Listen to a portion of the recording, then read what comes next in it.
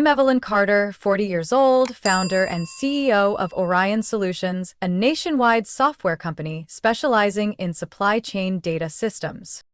I never imagined I'd be in this position, managing dozens of projects, signing multi-million-dollar contracts with major corporations, and being invited to speak at national tech conferences. But my success isn't something my family likes to talk about. To them, I'm still just the eldest daughter, the one who always had to give in, do the right thing, and stand behind my younger brother. I grew up in a small town just outside Columbus, Ohio. My parents owned a construction company called Carter and Sons, passed down from my grandfather, and always seen as the family legacy. From the name alone, I knew no one ever pictured me as its future. My younger brother Daniel is 3 years younger than me. As kids, we were close. Summer afternoons riding bikes through the neighborhood, sneaking peeks at Christmas presents before we were allowed. Those memories are still vivid. But everything started to change. In high school, Daniel was tall, athletic, and quickly made captain of the football team. I was the top of my class, represented the state in science competitions, and ranked first in the statewide math exam, but none of that seemed to matter at home. At dinner, every compliment went to Daniel's passes or his team's victories. And me?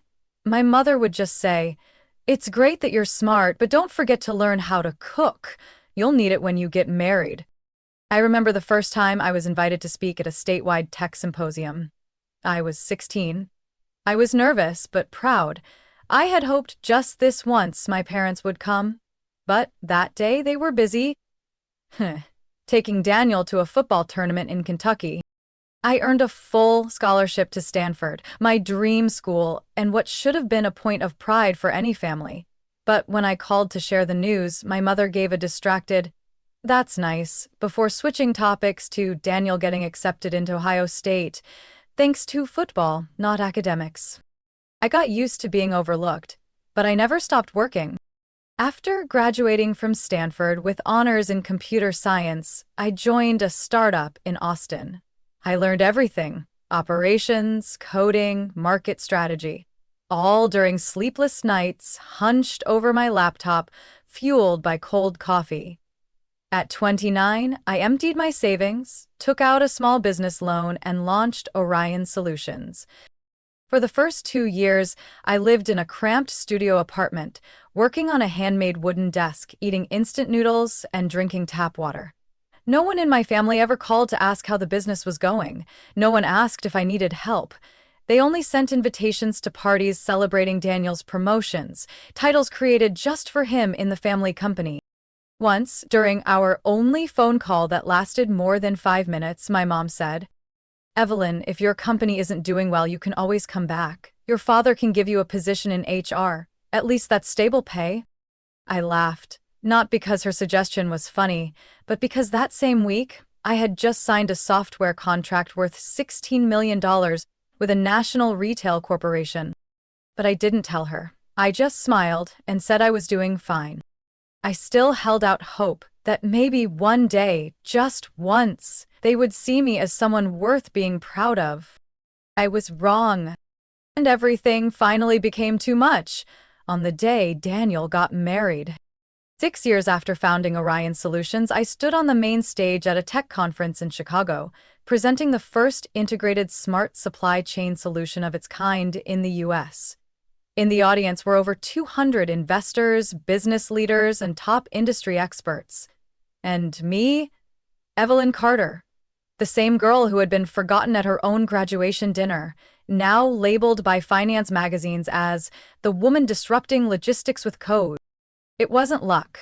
It was the result of thousands of hours of work, risky decisions, and more than a few moments of emotional and financial exhaustion. But I never stopped.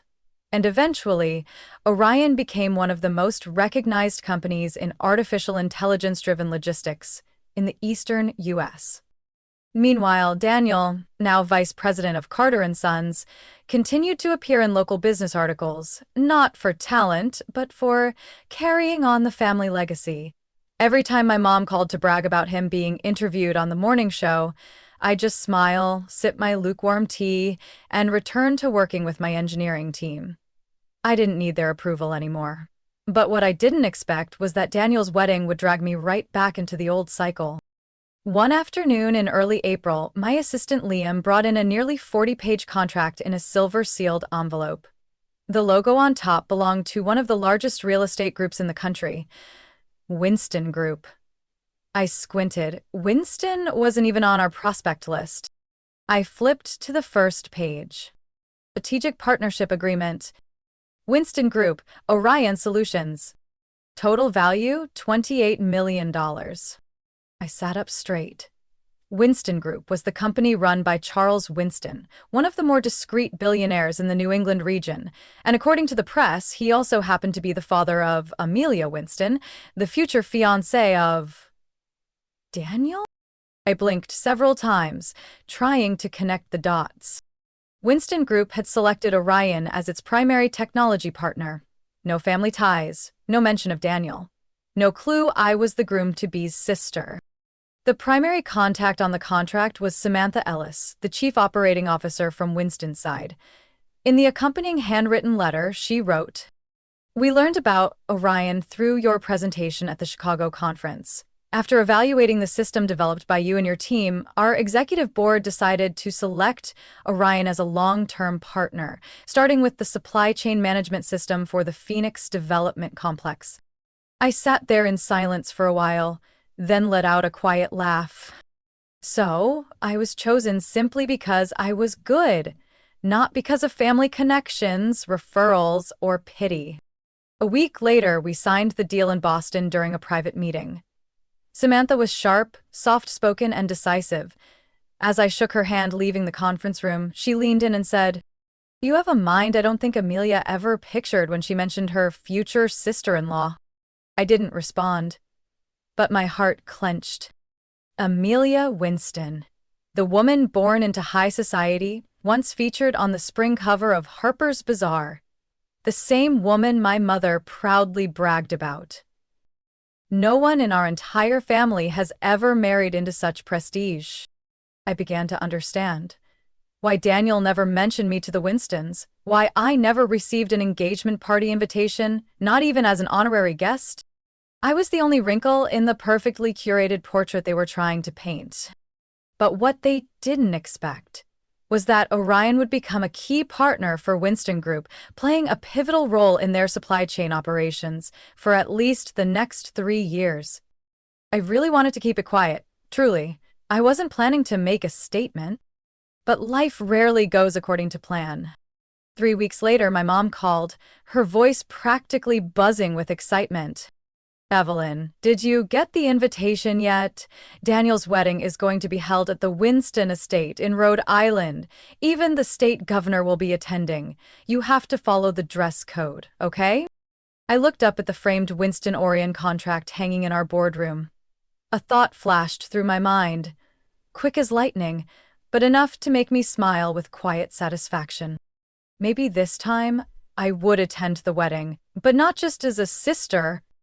3 months later, I stood before a full-length mirror at the Fairmont Hotel in Newport, Rhode Island, adjusting the neckline of a deep teal satin gown, a color I felt struck the perfect balance between elegance and defiance.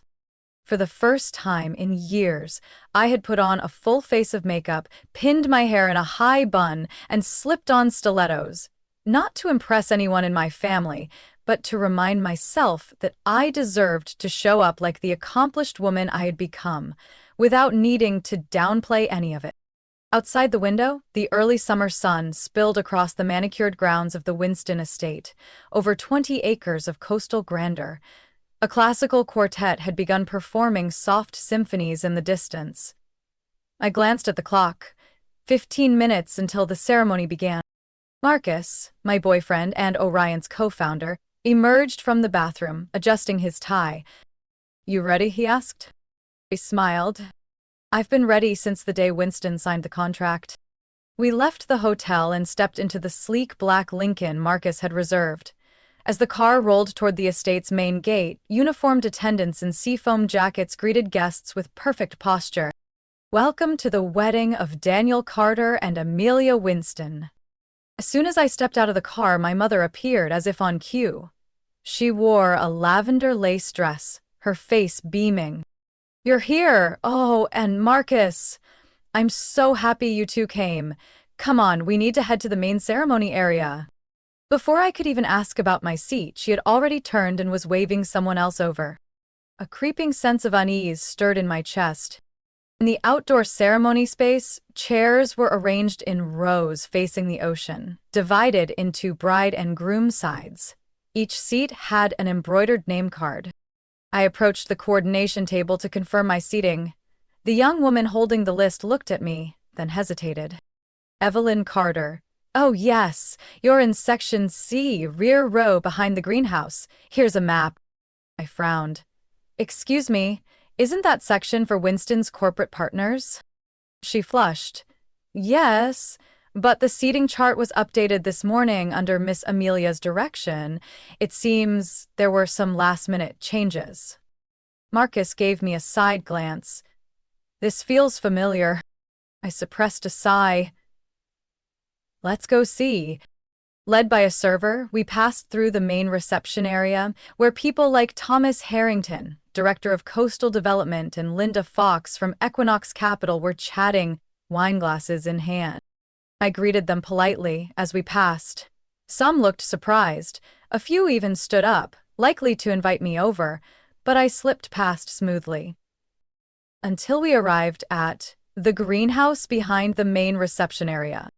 A makeshift side room outfitted with 8 round tables for the secondary guests and logistics crew. On my table sat a nameplate, "Evelyn Carter, Orion Solutions." Right beside me, the audio technicians and the floral delivery crew. I had been seated in the vendor section. For a few seconds, the blood in my veins froze. I'd sat through tough board meetings with hard-nosed CEOs, closed deals in the middle of economic downturns, but I had never felt so blatantly disrespected. Marcus squeezed my hand under the table. "We don't have to tolerate this." I looked around. No one from my family had come to greet me. No explanation, not a single apologetic glance. Only calculated coldness. "Who do you think made this call?" Marcus asked quietly. "Daniel or Amelia?" I shook my head, smiling wryly. "Both. And my parents chose silence." I stood up. "We're leaving." "Wait." Marcus gently tugged my hand. "You're just going to walk out?" I smiled, a cold smile, sharp as a blade slicing through still water. "No, I'm not walking out. But I'm not sitting here. I'm the strategic partner of Winston Group and the CEO of the company they're relying on." I pulled out my phone and opened my latest message thread with Samantha Ellis. "Sorry to bother you on such an important day," I typed, "but I just discovered the seating arrangement someone intentionally set for me." Message sent. 2 minutes later, my phone lit up. A reply from Samantha. "Please don't leave. I'll handle this. And I am deeply sorry." I put my phone away and turned to Marcus. "Now let's see how they fix this." 5 minutes after the message was sent, Samantha Ellis, Winston Group COO, arrived, in person at the greenhouse. Simple yet polished business dress, a firm stride. Her gaze swept the room and landed on my nameplate, sitting among the sound crew. "This is a serious mistake," she said, her voice calm but edged like steel. "Miss Carter, on behalf of the planning committee and Winston Group, I offer my sincerest apologies." I didn't say a word. I didn't need to. Her very presence in this tucked-away room said enough. Samantha turned to the wedding coordinator. "Who altered the seating chart this morning?" The event planner faltered. "Miss Amelia requested a last-minute update. Said relatives from Texas needed priority seating." Orion Solutions is our #1 strategic partner this year. This isn't just unprofessional, it's a direct insult to our partnership. Her voice remained composed, but each word fell like a judge's gavel. The atmosphere in the greenhouse dropped to a cold hush. I stood, facing Samantha, I don't blame you, and I understand. Large events always have hiccups. But today's mistake wasn't accidental. It was a calculated move by someone in the Winston family. Samantha nodded. I'll be reporting this to Mr. Charles right after the ceremony. But I need to ask directly. Evelyn, are you planning to pull out? I looked toward the outdoor ceremony, where Daniel, in a custom-tailored tuxedo, had just stepped under a white hydrangea arch. Beside him stood Amelia, her designer gown sparkling in the sunlight. Everything looked perfectly choreographed, except for the part where the groom's sister had been shoved into the service section. I turned back to Samantha. I'm not leaving. She exhaled, visibly relieved, but I wasn't finished. But I won't stay silent either. I pulled out my phone and made a call. Marcus's voice came through. Evelyn? Where are you? I'm near the main reception entrance. They're about to start the champagne toast. Perfect. Keep your phone on. I need you to hear every word. I tapped into another contact, Jared Lynn, Orion's head of legal. The line rang for a bit before Jared picked up. Ms. Carter? Jared. Enact the termination clause with Winston Group. It's in Section 7, breach of cooperative values, effective immediately. The line went silent for a few seconds. Are you sure? This is a $28 million contract, Evelyn. I lifted my chin, eyes still fixed on the ceremony lawn where the wedding music had just started. I'm sure. A partner can spend tens of millions, but if they don't respect me as a human being, they don't deserve a single line of code from Orion. Jared didn't argue. Understood. I'll send over the legal termination within 30 minutes. I ended the call. Samantha stood still, her face pale. Evelyn, please reconsider. This will have consequences for both sides, I smirked. No, just one side, because the other, that's me, has enough self-respect not to be treated like I'm disposable. Chaos stirred in the main reception area as I strode toward the central lawn. A few guests turned their heads, whispering. By the time I approached the VIP table where Charles Winston sat with high-level partners, the murmurs died down. Amelia saw me first. Her face drained of color and her wineglass nearly slipped from her hand. Daniel stared at me like he couldn't believe what he was seeing. You? What are you doing here? I stopped just a few steps from the table, close enough for everyone to hear clearly. Daniel, I know very well you and Amelia deliberately excluded me from the main guest list. Was that part of your seating arrangements, or was it just a plan to humiliate me? Daniel stammered. It's not what you think. Oh, I know exactly what I think, thank you. And just so you're aware, Winston Group, your fiancé's family company, has just lost a $28 million contract with Orion Solutions, effective 5 minutes ago. The atmosphere froze. Amelia gasped, her voice sharp as glass. You can't do that. I can, and I did. I locked eyes with Charles, the only one who hadn't lost his composure. I respect you and I respect your company, but if your daughter, who represents the face of Winston Group, sees me as a stain to be hidden, then we can't be partners. Marcus stepped up beside me, his stance firm. A silent declaration of solidarity. I don't work with people who don't respect me. I articulated each word clearly. Charles gave a slight nod, a flicker of unspoken acknowledgement in his eyes. I didn't wait for an apology.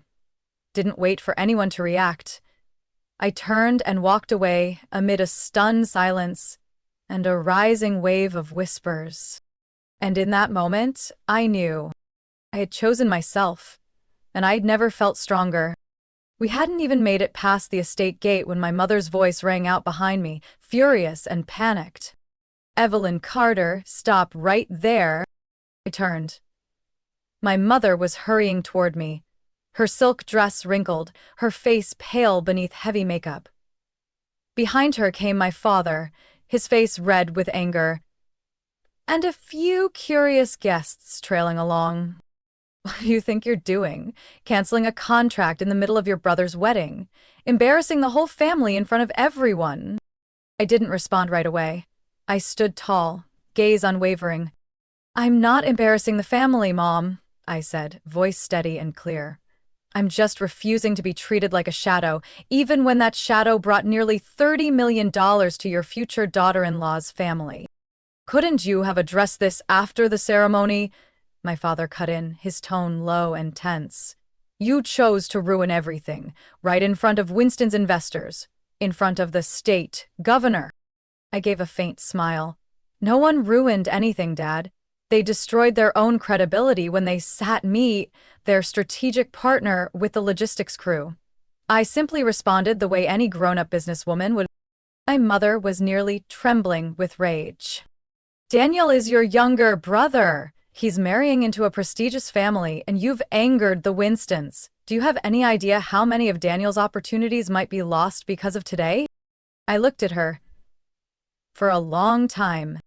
And what about me, Mom? I've never had opportunities. I've never been treated fairly, even though I worked twice, 3 times as hard. The moment I ask for basic respect, I'm suddenly destructive, selfish. You've brought shame to this family, my father growled, every word sharp.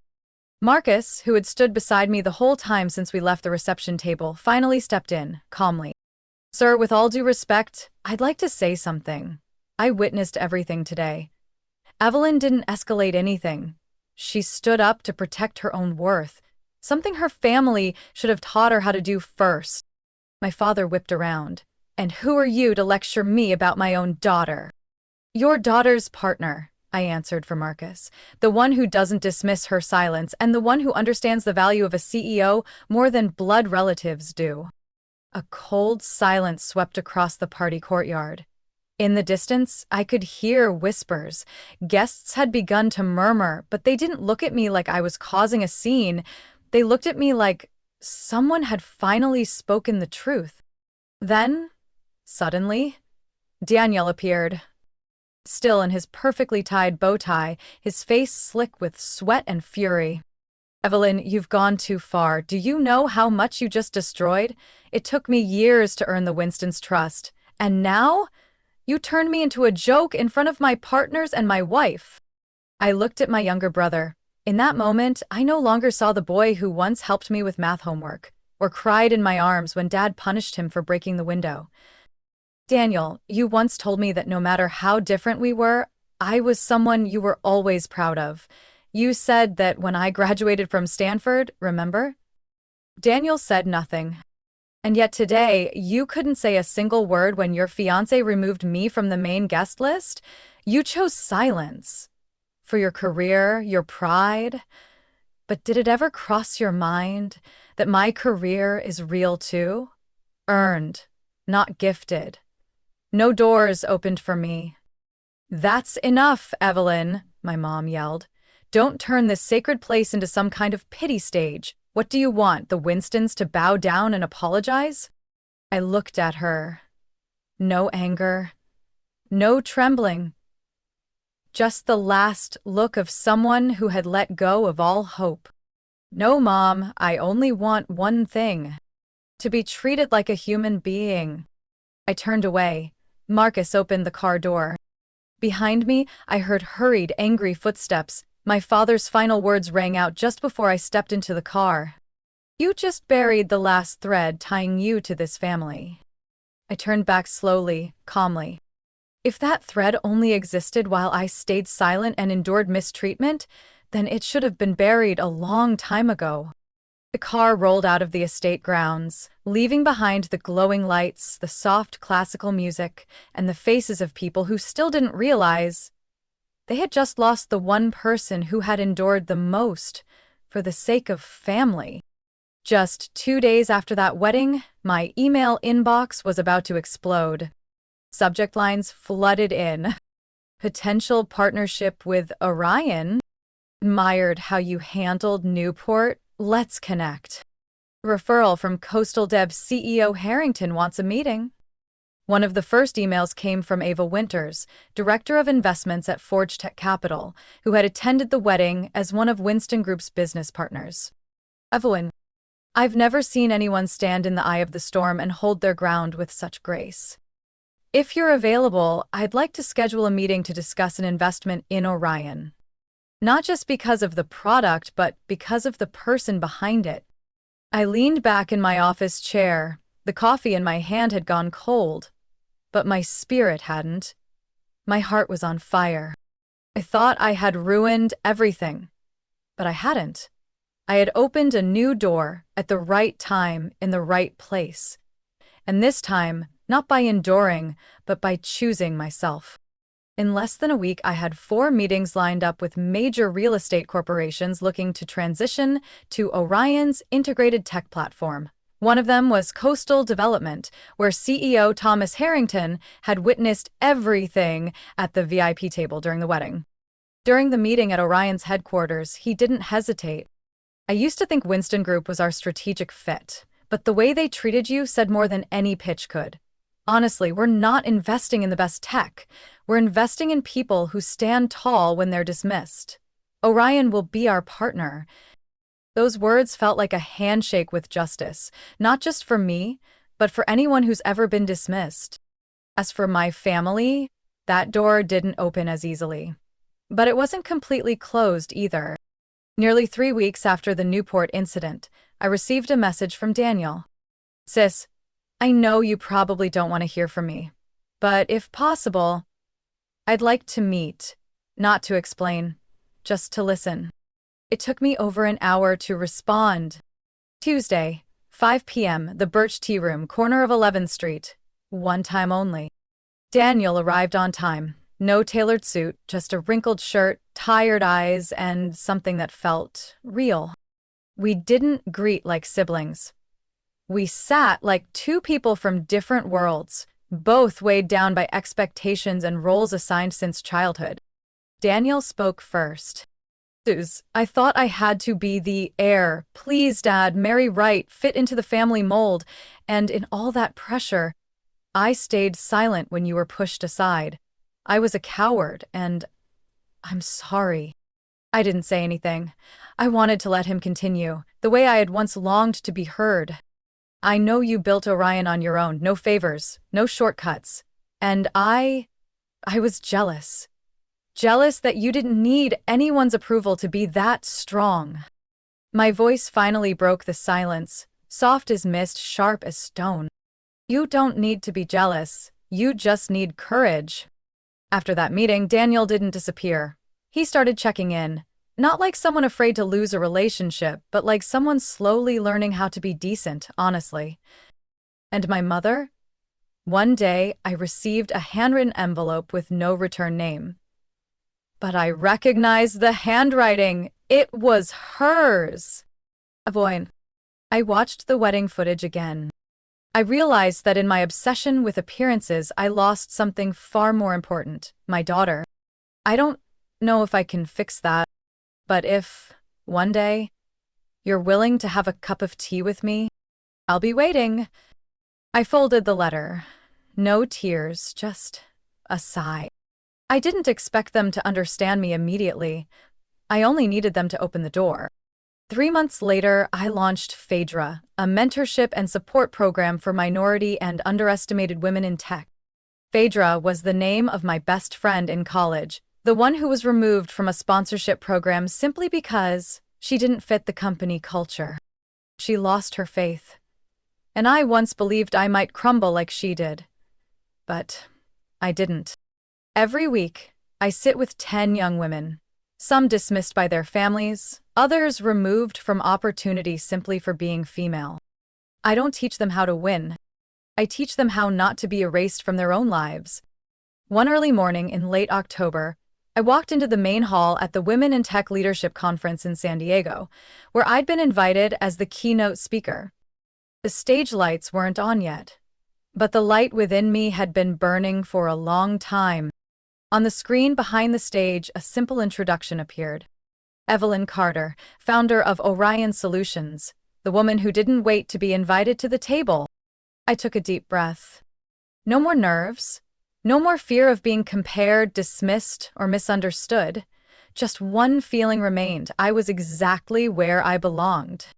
As I stepped onto the stage, the thunderous applause made me pause. Not because I was surprised, but because, for the first time, my presence wasn't overlooked. I told my story, not as a tale of suffering, but as a roadmap for women who had spent too long sitting at the edges of the table. I was once seated next to a food storage closet at my own brother's wedding, despite being the woman who closed a nearly $30 million deal with his in-laws' company. The auditorium fell silent. For years, I stayed quiet, afraid of making others uncomfortable, afraid of being called selfish or arrogant. But eventually I realized kindness doesn't mean submission. When someone tries to shrink you on purpose, it's no longer humility, it's manipulation. I recalled the phone call I made that day, when I'd canceled the contract right in the middle of the wedding. I didn't do it out of revenge. I did it to remind myself that I can't collaborate with those who don't respect me. A voice from the third row called out, "That's right!" I smiled. When the talk ended, a young woman approached me. She wore a dark blue suit, eyes bright, notebook in hand. Parents, moms, and teenagers. I'd better guess, for observe. After my boss told me I should be grateful to even sit in meetings with executives, I kept wondering if I overreacted. But after hearing you speak, I know now. I didn't do anything wrong. I just chose not to be disrespected anymore. I gently squeezed her shoulder. You made the right call. And you've just started a new journey. This time, one you designed for yourself. As for my family, there was no fairy tale ending. But there were bridges being slowly built, ones made of understanding, not obligation. Daniel eventually joined a leadership development program focused on emotional intelligence. He admitted, "All my life, I thought strength meant hiding your weaknesses. But I was wrong.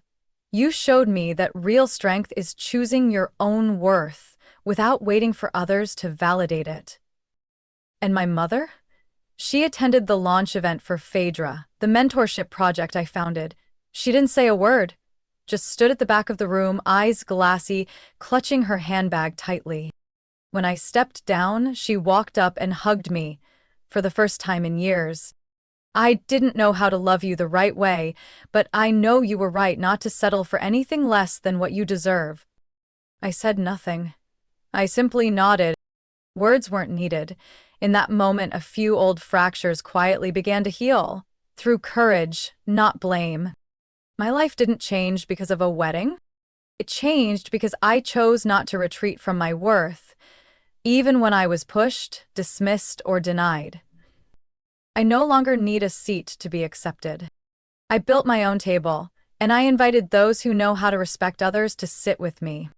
Every Monday morning at Orion, I still show up early. I still read emails, meet with my engineering team, and listen to ideas from the young women in our Phaedra mentorship program. Only one thing has changed. I no longer need a miracle to be seen. I chose to see myself, and that's the greatest miracle of all. This story isn't about a contract, or even a wedding. It's about a woman who stood up in the murky space between silence and survival. She chose dignity over role play, chose to walk instead of wait, chose to act from strength, not from pain. And if you're hearing this, I hope you remember. You deserve a seat at the table. And you absolutely have the right to walk away if others don't see that. Evelyn's story isn't just a personal journey. It's the voice of millions of women in the real world who've been sidelined and underestimated, even while carrying brilliance and ambition. In today's world, where personal worth is no longer defined by gender or family name, Evelyn reminds us dignity is a right, not a luxury. You don't need permission to sit at the table. If there's no space for you, be brave enough to build your own. What do you think about Evelyn's decision? Would you have the courage to do the same in her place? Share your thoughts in the comments, and don't forget to subscribe to the channel so you won't miss the next powerful stories about family and life.